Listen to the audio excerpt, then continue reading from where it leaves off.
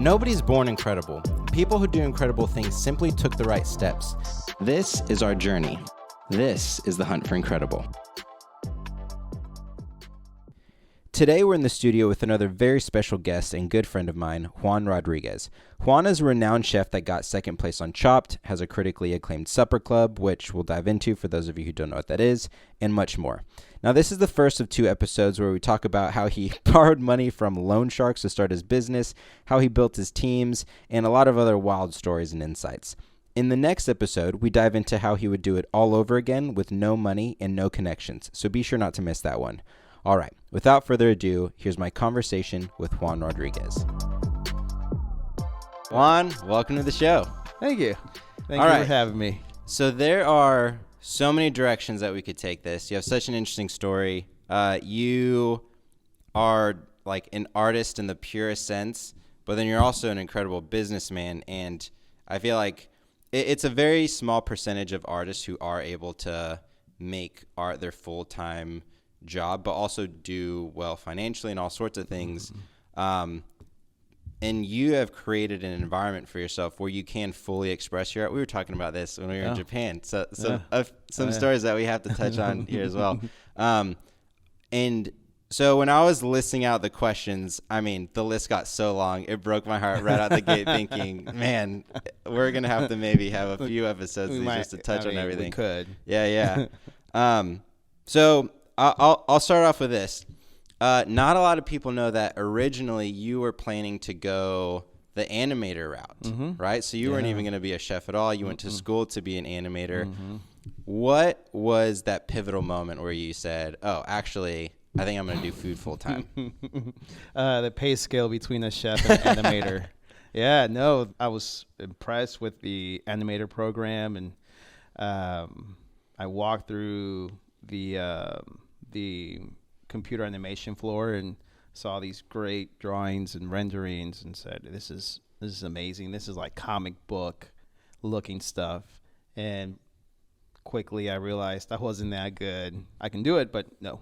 So the admin advisor asked me what I like to do, if I'm working. If I was, where was I working? I said, well, I work at a restaurant. She's like, oh, we have a culinary arts program. Do you want to go check it out?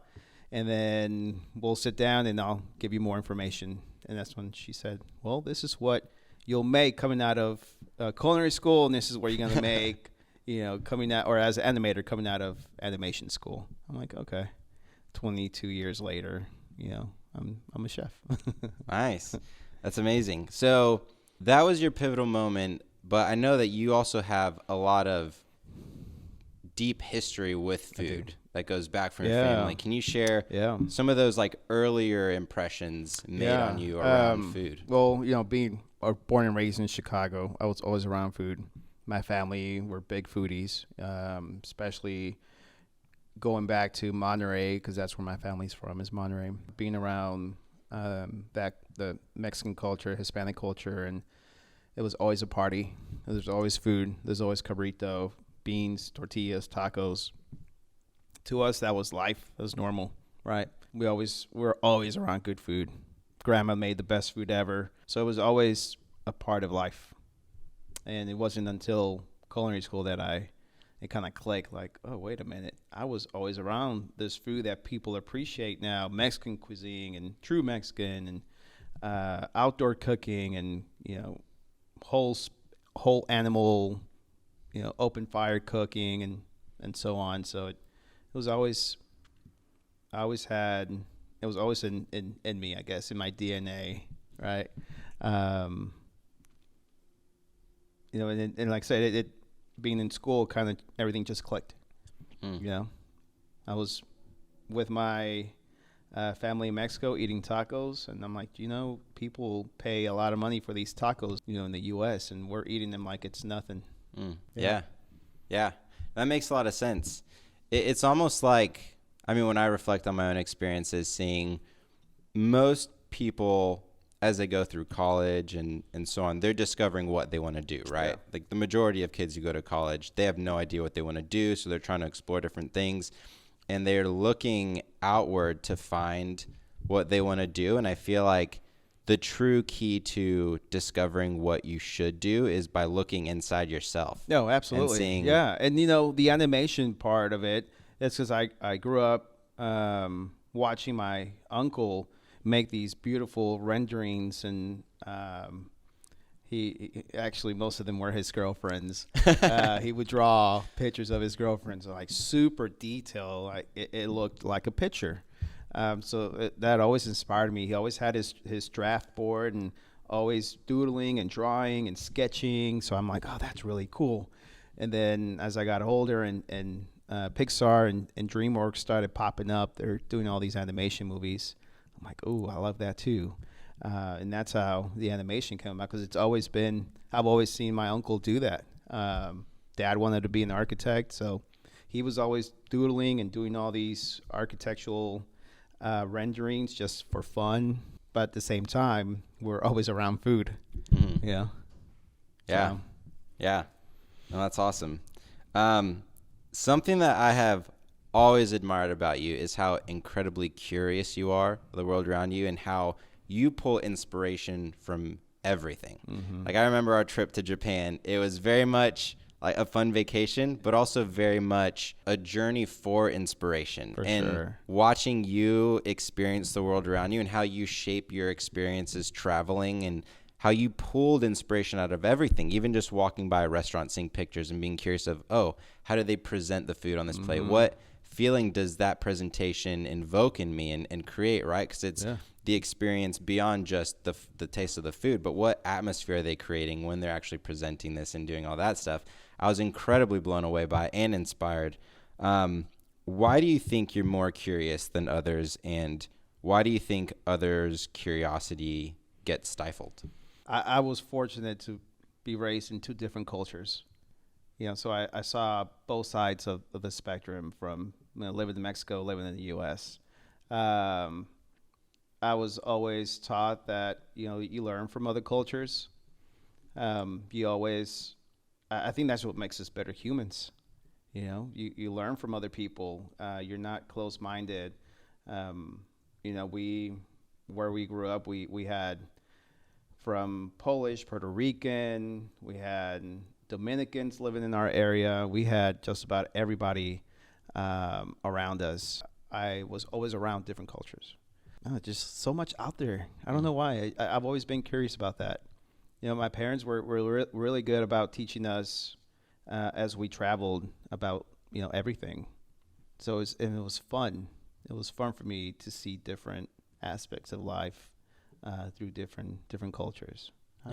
I just don't understand why they're so narrow-minded. Yeah. You can learn so much from traveling. Obviously, not everybody has the luxury of traveling, but I feel it just makes us better humans, appreciating all these different cultures. Yeah. So it's almost like an aspect of, if you put yourself in curious situations and you feed that curiosity monster inside of you, then it almost becomes a thing that you apply all over the place. For me, we only live once. And, quick story about when I lived in New York, I was super curious. When on my days off, I was just curious about all these different neighborhoods. So I would just go lose myself. If I get into some trouble, oh well.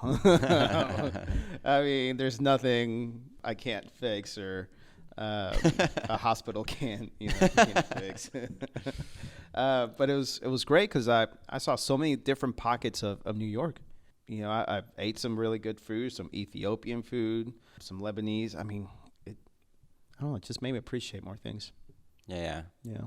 So that constant scratching of that curiosity and letting it grow. That's awesome that your parents created that environment for you. What are some things in your environment that you feel they created that enabled your curiosity to be fed? Work hard and appreciate others.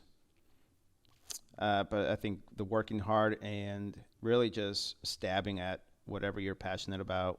Just keep going. People are going to tell you no. People are going to turn your backs on you. Just keep going. It'll all work out, basically. Yeah, just going for it, taking those risks. Just going for it. Yeah, take the risk. You fall, get back up. Speaking of taking risks, something that I think is really interesting that I'd love to tease out from you as well is some of the ingredients that you choose Yeah. in your foods that look risky on paper, but then they always end up just being phenomenal. Yeah. Right. Yeah. So I remember a while back, I think it was like a salsa that used Ants in, from Oaxaca, and also some like crickets, grasshoppers and Yep. stuff. Yep. Yeah. So what is your outlook in terms of taking those risks? You know, all that is very traditional Mexican, Central Mexico cuisine, right? It takes a person to help showcase those things outside of Mexico, because it's not all Tex-Mex. You know, it's Right. not in Mexican cuisine is different. You know, it's a feeling. It's the passion behind the cooking. It's not just the ingredients. There's a lot that goes into it. But when it is the ingredient, they're kind of out there. Mm-hmm. You know, it's ants, crickets. But my thought process behind that is, how can I make ants and crickets more approachable? Yeah. It's also my job to explain what it's going to taste like, to kind of ease people into it. Yeah. You know, people don't take the time to discuss the plate. A lot of chefs don't. They say, well, here's my food, just eat it. Tell me what you think. I'm like, no, talk about the dish, inspiration behind it, why you're doing it, why you're using those ingredients. And, you know, people listen. They will listen, and they will try it if you kind of warn them beforehand. Yeah. Yeah. I mean, that goes back to creating that atmosphere, that full-on experience, right? Mm-hmm. Which I'm super stoked to chat about. I have a couple points here that we have got to get to, talking about the atmosphere and experience that you create, more specifically in your supper clubs, right? Which is a super killer business model that might even get part 2 of this episode. You create an incredible number of dishes regularly, right? So your supper club, for anybody who doesn't know, it's a killer business model where effectively you have these events where it's a pre-planned 5 to 6 course meal that you create, and it changes each month. So we'll definitely dive into that business model. A lot of dishes, a lot of dishes, right? So you're averaging 1.5 dishes per week, right? So you're cranking out 6 new dishes per month. Yeah. What is your creative process that allows that level of volume? Creative process. It goes back to Japan trips. You know, it goes back to my restaurant background from, you know, all these different restaurants that I worked for, from my upbringing, from traveling, from, you know, trying other chefs' plates and you know, telling myself, oh, this is really good. I wonder what it would taste like if I actually did this, or changed the protein or the sauce, right? Man, the inspiration is everything around us. Everything.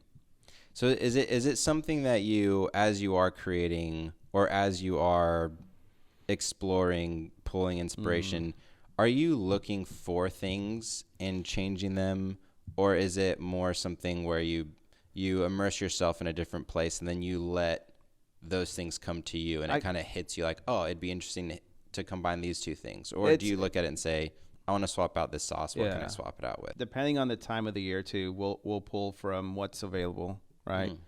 So, you know, December we'll probably do oysters on the menu because it's, you know, peak season for oysters. November we're doing, you know, more fallish dishes. December will be a special one because we're gonna pull inspiration from like Christmas parties from growing up in Mexico, posadas, right? It really depends on the time of the day or the month. You know, fall, spring, summer. We take that into consideration as well, along with the traveling or who's done some recent travels that they want to bring, you know, to the table. Do you ever hit creative walls? And if you do, how do you work around Just those? read. What is that? We read all cookbooks and pull inspiration from there. And I have Salvador Dali's cookbook that we pull from as well. It's some crazy shit on there. Crazy. I mean, Salvador Dali was crazy, right? But yeah, once we hit a wall, we just sit down and we have 100 cookbooks that we can. So you just grind through it. You grind through it. Yeah. I think it's a quote from Roosevelt, but he says, you can't wait for inspiration. You have to chase it with a stick. You do. Yeah. You can't. That's right. Yeah, I mean, it's or like another one of my favorite quotes that I've already referenced in a couple podcasts, which is, "Don't strike while the iron is hot. Make the iron hot from striking." It's like when you hit those walls when it doesn't look like there's that opportunity, you just have to grind through it to deliver. Yeah. And when you're cranking out 6 new dishes a month, Yeah. Yeah. I can't even imagine. Because I mean, 6 years doing supper club, 6 dishes a month. What is that? That's 72 new dishes a year. Yeah, that is an incredible one. And also And none of them are the same. They're all none of them different. are the same. Also considering how balanced a dish needs to be, right? It's not just, oh, pick a handful of new ingredients and you have a new dish. It's like everything has to be balanced and fit. So when you are thinking of a dish, and we touched on this previously, which I think is super cool, thinking of, I guess, the model of what a flavor profile should be. What are some things that you want to add into that model? Because I know you mentioned previously the acids need to balance out with this and that. Can you? There's probably 4 main things I look for, and it's the saltiness, sweetness, and then is it crunchy? Is it soft? If it's soft, can I balance it out with crunchy? If it's salty, can I balance it out with sweetness? If it's spicy, can I use sweetness? But that's really the 4 that I look for. Is the sauce sweet? Is the protein going to be salty, right? Let's take duck. Is the duck going to have a crunchy skin? If it's not going to have a crunchy skin, then we're going to, braise it. Then we need to add a crunchy texture to it. So we do like onion strings or crust it with whatever, right? Potato flakes and make it crunchy. Yeah, there's always a balance. You're constantly turning the knob here and there and pulling the lever to create and engineer this full flavor. For me, more the flavor. I love textures. I mean, obviously the flavor has to be on point. Salty, sweet, acid, all that. Yeah.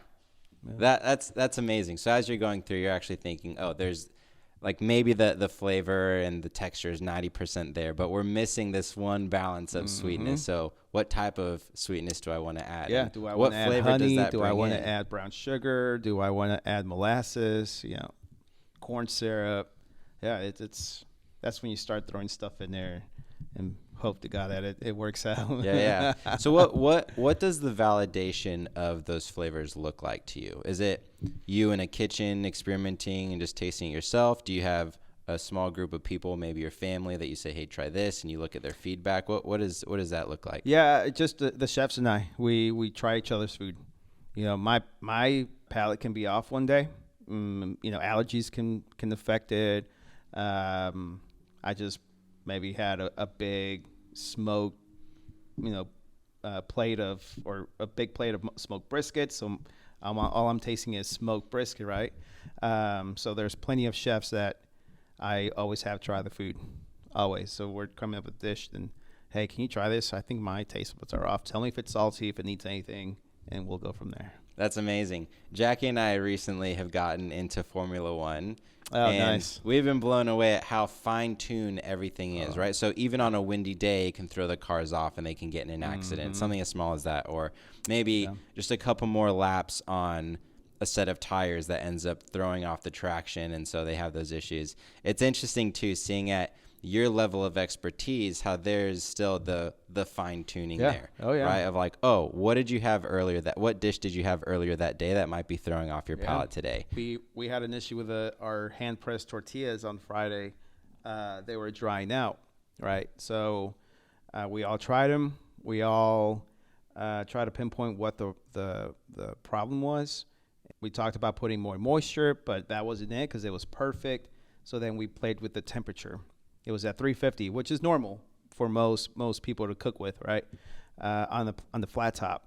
So we said, let's go ahead and turn it up to 400 and let's just sear it and don't even cook it all the way through. And we took him to a festival on Saturday, and we won Best International Dish with the tortillas. But it's fine tuning and having everybody come up with what the hiccup is that's making them dry. As simple as a freshly hand pressed tortilla. Yeah. It's crazy. One of those incredibly simple yet complex things. Our hand press tortillas can give us a lot of trouble. Yeah. Speaking of hand press tortillas, the episode of Chopped that you were on. Oh, yeah. Where you ended up getting runner up. I remember specifically you pulled out the hand press tortillas and people were like, whoa, he really sent it.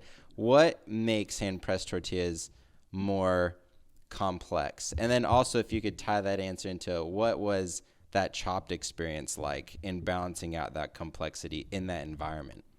The masa is what makes the hand press tortillas just special. A lot of people use commercialized corn flour, and you can kind of tell when you try a store-bought tortilla as opposed to hand pressing it. The store-bought, they go through a big conveyor belt, and the hand press is it's what it is. It's being pressed by one person straight onto the flat top. You know, that's what kind of makes them special. It's the love, it's the press, it's, you know, how thick they're gonna press it. You know, and I tell my ladies who press on my tortillas, said, hey, if you're in a bad mood, I'm gonna know when I try your tortilla. You know, it's you know, you're gonna have a lot of anger, and you're gonna press them really hard. You're gonna be super thin, and they're gonna dry out, right?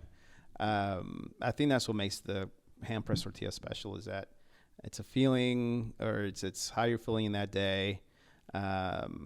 It's gonna, you know, show on that particular tortilla. It's crazy. It sounds silly to some people, right? But it does. It makes a lot of sense, and yeah, I can't prove it, but I can prove it if I'm standing there and that person is a shitty ass mood. I'm like, hey, these tortillas suck. What's wrong? Yeah. You know? When I was on Chopped, I did tortilla, hand press tortilla. And actually, a funny story about that, there was a press, a tortilla press, but I couldn't find it. Yeah, they said, there's a tortilla press. You don't have to worry about that. I'm like, cool, perfect. And once we got going, I was scrambling everywhere, and I just couldn't find it. So I had to bust out two saute pans, and do my thing. And you made it work. I made it work. And we're not going to give anything away, but you did an incredible job on the show. So anybody who hasn't seen it should definitely go. Yeah. I'll throw the episode and stuff in the show notes so people can take the cake. Take the cake. Take the okay. cake. Yeah. It's fun. No, absolutely. Yeah. Just making it happen, making it work. Yeah. Speaking of just making it work, what is the origin story of Magdalena's from the beginning? You know, your background, you were a chef, and then what was that journey to actually making the leap into creating such an incredible business? My wife and I, Paige, we met at Riata, and we were supposed to open up a restaurant with a family member, but it fell through. It was going to be in Mansfield, right? So I was excited, ready to go. This is it. We're going to make it happen. You know, that was one of my goals, is to eventually have my own restaurant business in my early 30s, right?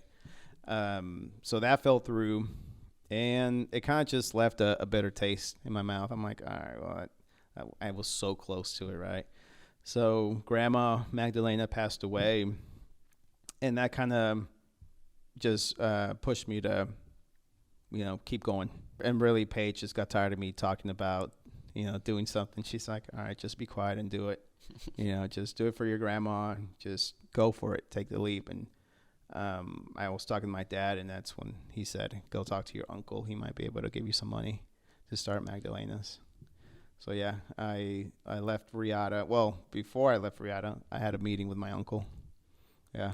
And that was fun. that was fun. Do you want to get into that story? Yeah, let's dive in. Let's dive in. So my dad, it was right before Christmas of 2014, and actually, no, it was 2015. No, 2014. Sorry, 2014. He said, go talk to your uncle. He might, you know, give you some money to start the business. Just make sure you have an amount to give him, because he wants to know an exact amount, and he wants to know when you're going to pay him back. So I kind of gathered some information. I looked at some locations to put a catering kitchen. Nothing was working. So all in all, I thought 30 grand would be perfect, right? So my dad and I had headed down to Mexico, go talk to him. We drove down there. So my uncle is my great uncle. It's my grandma, Magdalena's brother.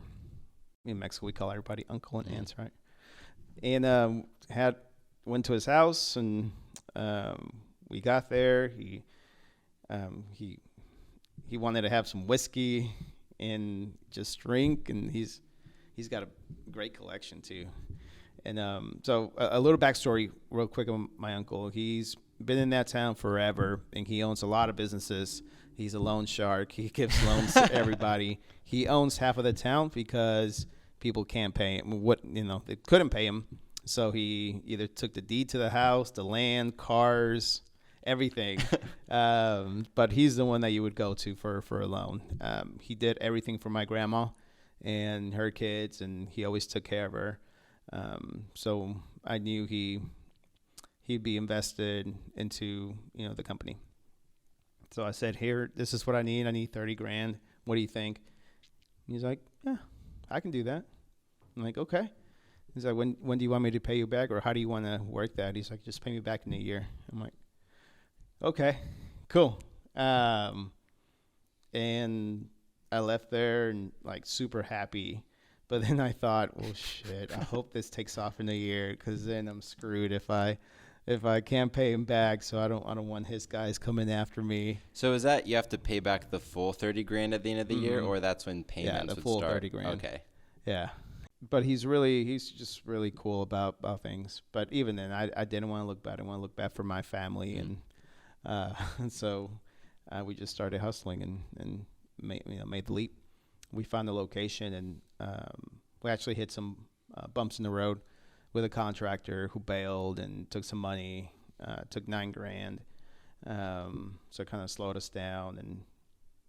And the city was great with our permits, but it was the contractor put us behind 6 months.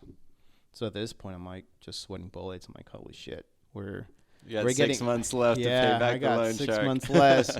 I mean, we have, we started doing some big events and so forth, but with being behind 6 months on the build out, I mean that takes a lot. It takes a lot of money. I had my uncle came up from Mexico, and my dad, and everybody just came together and helped us finish it off. That's amazing. Mm-hmm. And was that a brick and mortar location that you had rented out? Mm-hmm. Yeah. This one 502. Oh, this location. Mm-hmm. So the kitchen, that was our first location. Gotcha. Yeah. It was 4 walls. There's nothing. There's no plumbing, nothing. So when the contractor started doing his thing, I should have known when he started doing construction, he didn't know how to cut into cement, right? I'm like, dude, you got to have some water to cut into cement, else you're going to have dust everywhere. And I don't know how you forget about that. But you have issues when the chef is telling the construction guy how to cut cement. I mean, that there was a quarter of an inch of dust everywhere. I'm like, okay. Even I know to throw some water on the concrete so it doesn't go everywhere. But, things happen for a reason. Yikes. And it was, I guess, that first 6 months that you were cooking out of your garage? Yeah, that too, yeah. So when we first signed the lease, contractor said, I'll have you in here by May. And we signed the lease in February of that same year, right? Okay. So we had some big caterings, and I mean, it was getting close to May, nothing. I'm like, dude, I have catering, so what the hell am I supposed to do? He's like, well, we're trying really hard. I'm like, okay, well, I had to make moves, so I rented out a commercial kitchen to cook out of, but we also did prep in our garage. I converted my garage into a prep kitchen. Everything was sanitized. We cleaned it out. We did, we just didn't have permits. It's okay. I'm not gonna get in trouble. But now you have all the permits. Now I have squared away. every damn permit you can imagine, from here to mineral wells to the only one we don't have is Dallas. That's a pain in the butt. So yeah. So then, when you do those Dallas, and just for context for the listeners, that's like a 45-minute drive. It is, here, yeah. about, right? Yeah. Our location is 2 minutes from downtown Fort Worth. Cool. So from here, it takes us, if traffic isn't bad, 35 minutes. And so, okay, so now you have the business, it's established, Mm-hmm. it's up and running. What did those big breakthroughs look like for you? So going from the garage to the property's finally finished out, how are you looking at getting in front of customers, bringing them in to try out your food, and then getting some breakthroughs? Because now, I mean, For sure. your supper club, a model that I'm so eager to dive into. I'm trying to be so patient right now that I just dive right in. You guys sell out super quickly. Yeah. So yeah, we'll definitely dive into that. But what did that journey look like, and what were some of those breakthroughs? So we built some good relationships with some wedding planners at Riata, and they all knew we were, taking the leap, and they wanted to give us a shot. And we built good relationships with some really great planners in Fort Worth, and that kind of helped us book more events. And then just getting awards too helped out too. But I think the key thing that kind of catapulted us was the relationships that we built with the wedding planners and the venues. I think that kind of gave us the little lift, the little boost that we needed. Just dropping off food at different venues, seeing if they have a preferred list, and we like to be a part of it. And it made it easy. Once we did start Supper Club, we can have all of them come try the food. Yeah, and so just for some context for people, so you have the catering business, which is primarily for weddings. You do all sorts of things, but weddings is the main revenue source there. Yep. And then the other is the Supper Club, which is a multiple times a week, that preset menu where people come in. It's a full experience, which is super cool. So it sounds like the way that you kicked it off is the Riata, the restaurant that you were at previously, you were engaging with a lot of the venues and other players in that space to conduct events there. And then once you moved outside of that and you had that, you were already part of that network and had those relationships, it was able to catalyze that traction more quickly. And we had some friends that were getting married, and they had some really good high-end wedding planners as well. And they said, I'll book you, but I like to book Magdalena's, Paige, and Juan. So they gave us the opportunity to cater their big wedding that was featured on, some magazines. So that helped out too. Yeah. And now it's we have many different avenue streams too. We kind of grown a little bit. Just keep branching off and building that empire. Just enough. Just enough. Yeah. So you got the ball rolling with the catering company, with the events. What did branching off into Supper Club look like? And before we do that, maybe give people some context on exactly what Supper Club is. Yeah, Supper Club is our basically a permanent pop-up dinner. We started Supper Club to generate more revenue, obviously, another business stream. But the main thing was to keep the employees busy when there was there's no caterings. So we started Supper Club in August. Actually, we started doing our first one in Aledo. When was that? June, July. That was our first one. And we started, once we moved into the other space, that's when we kind of kicked off Supper Club here. But the main thing was to generate more and more business. And we had a lot of clients who didn't need anything catered. And say, well, we're empty nesters, but we like to try your food. How can we do that? So we actually, all the emails that we have, I need to find it, but I have the first reservation list from Supper Club, and it's all the people that still come to this day. Amazing. It's really cool. I showed some of them a couple of months ago when they were here, like, hey, look, this is the original reservation list on paper, me writing down numbers and email and their name, and you can see me scratching off as they got here. You just got to find more money, right? Yeah, yeah. And I can absolutely see why there were so many returning people, because not only was the food excellent. I mean, we went multiple times. Jackie and me, one of our favorite things to do when we had people in town was invite them over to Supper Club so that we could all go there and hang out and just show people such an incredible experience. And that's what it's all about, was the experience. It is the experience. You know? Yeah. The thing with Supper Club is, not only the experience, but to meet people as well. We are all connected somehow, and it's great. Well, let me backtrack first. When we first started Supper Club, it was individual, like restaurant style seating, right? Paige wasn't too sure she wanted to do community style. I love community style because that's what I grew up around. Big ass long table, and aunts, cousins, uncles, friends. We all sat down, made tamales, had dinner together, just bullshit. Can I say bullshit? Say whatever you want. Okay, cool.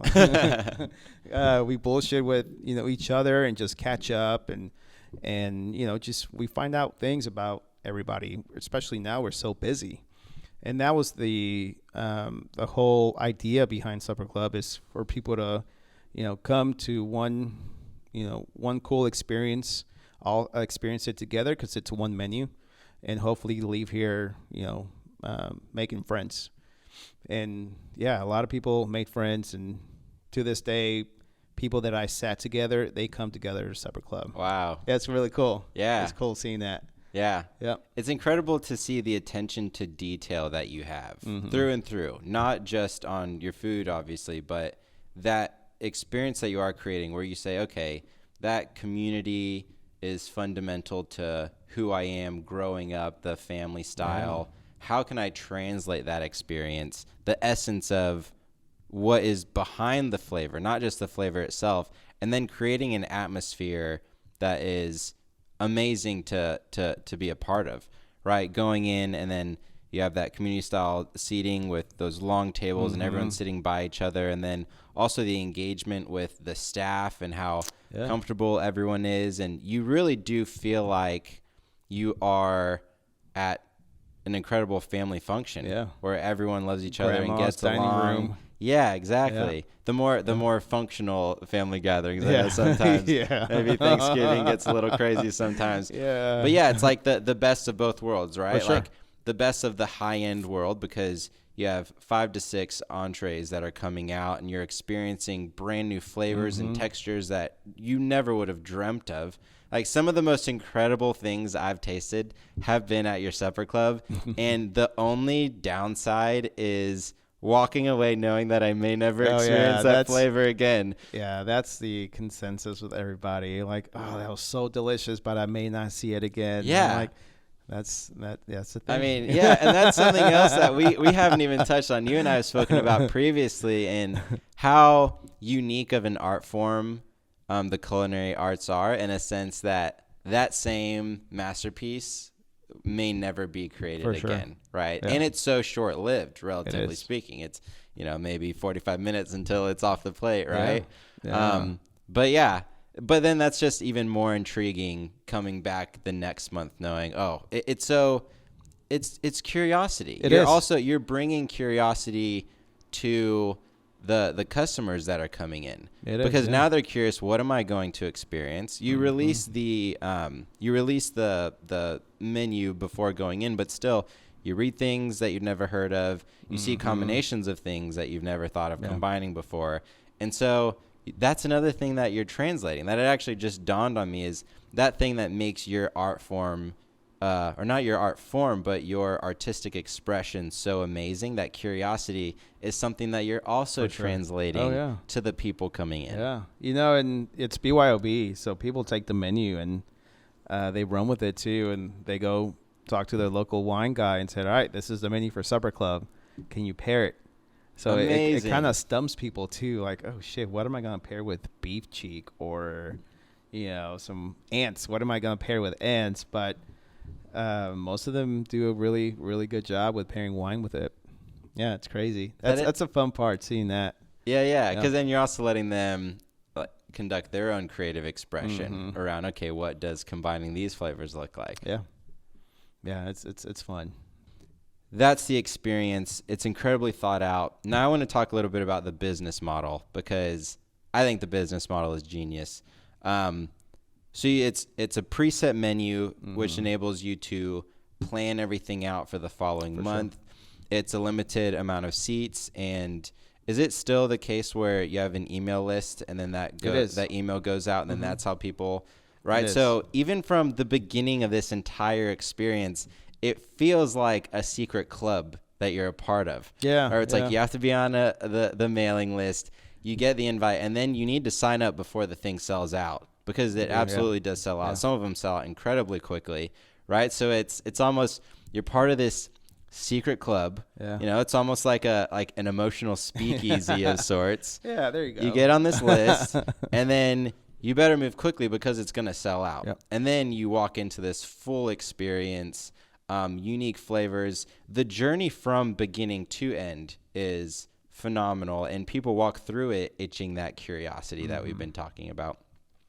But also from a business perspective, being able to plan everything out, you know exactly how much of everything you're going to need. Oh, yeah, we know exactly how much we're going to need.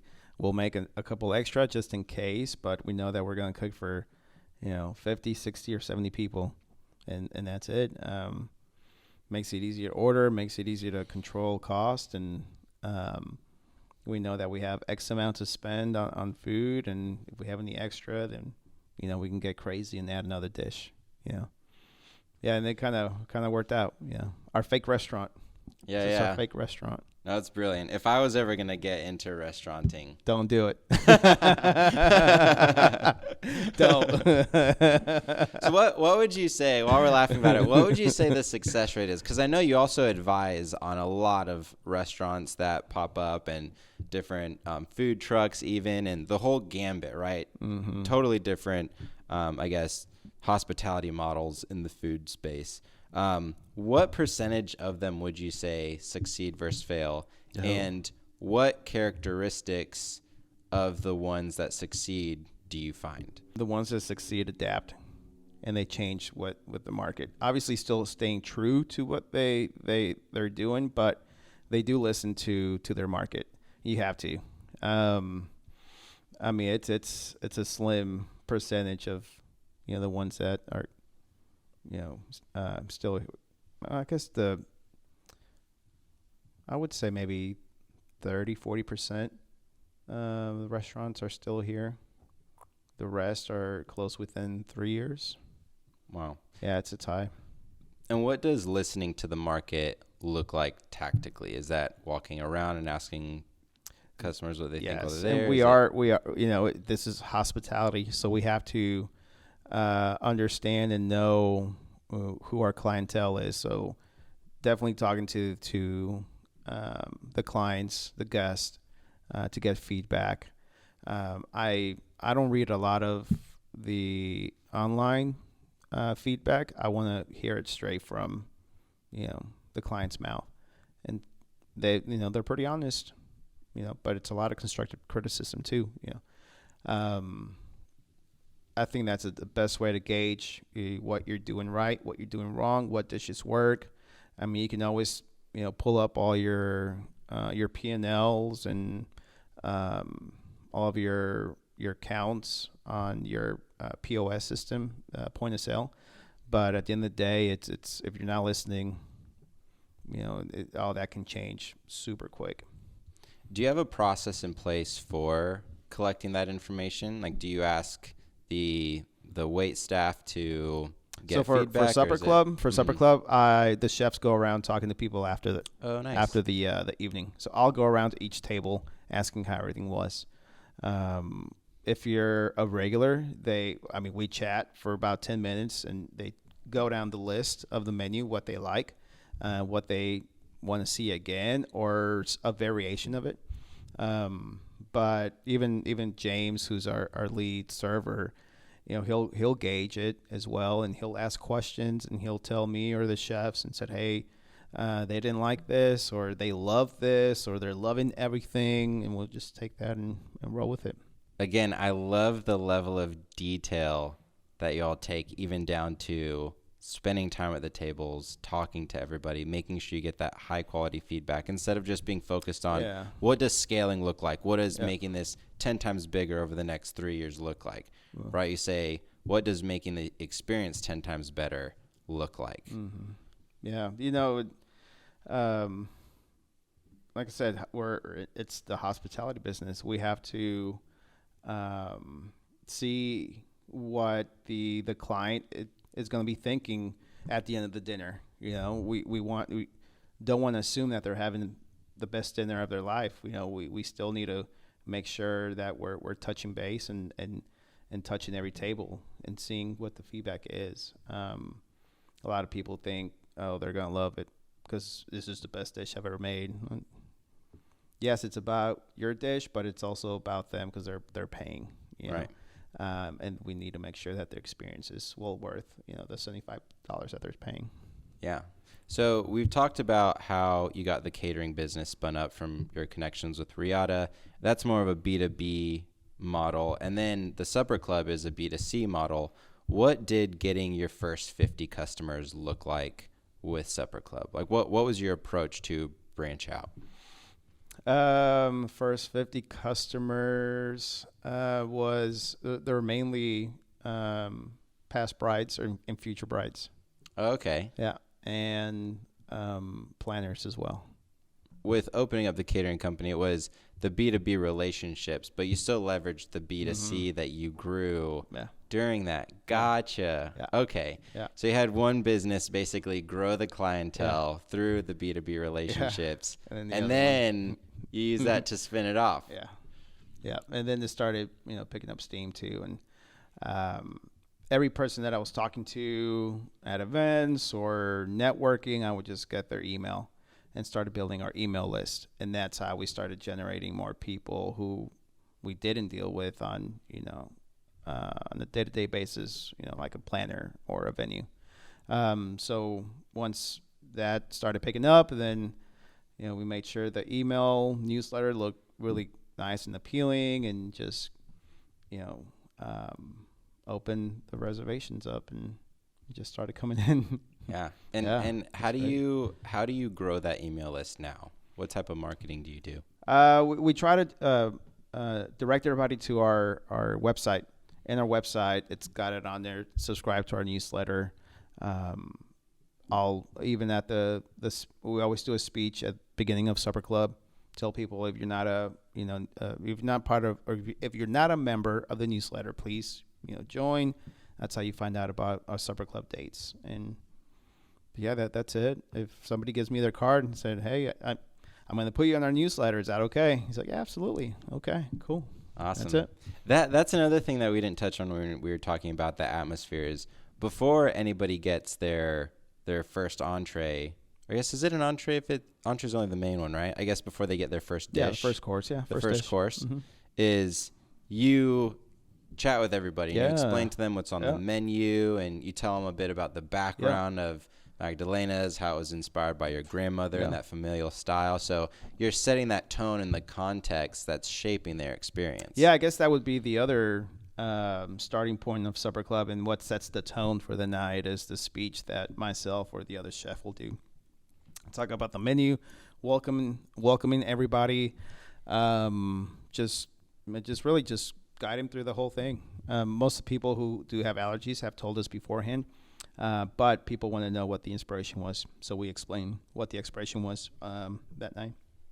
Yeah, and it's do a couple of jokes and a couple of stand-up, we're not comedians by all means, but I always like to get the crowd. Hey, I always laugh. I know you do have some heavy hitters out there. I don't mind looking silly. I'm having fun with it, and I want people to know that, hey, we're having fun with it. We don't take ourselves seriously. We're just trying to cook good food and create a really cool experience for everybody, and that's the main thing. So.